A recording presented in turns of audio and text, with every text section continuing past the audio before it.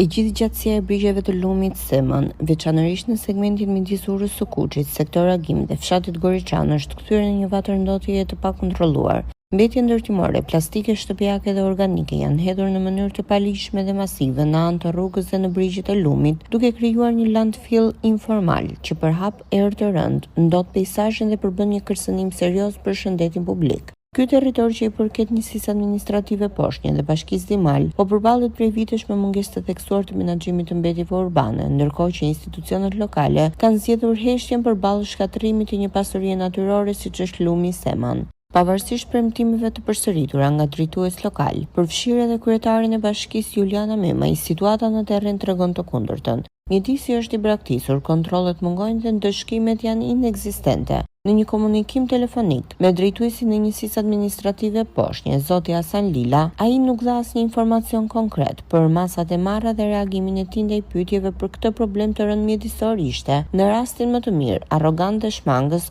duke përsëritur formulën e zakonshme, drejtoi unë bashkisë. Ndërkohë problemi është gjithashtu i thelluar dhe brenda qytetit të Urrës vajgurore, ku mungesa e kanalizimeve funksionale dhe infrastruktura amortizuar përbën një tjetër aspekt të krizës mjedisore në këtë bashki.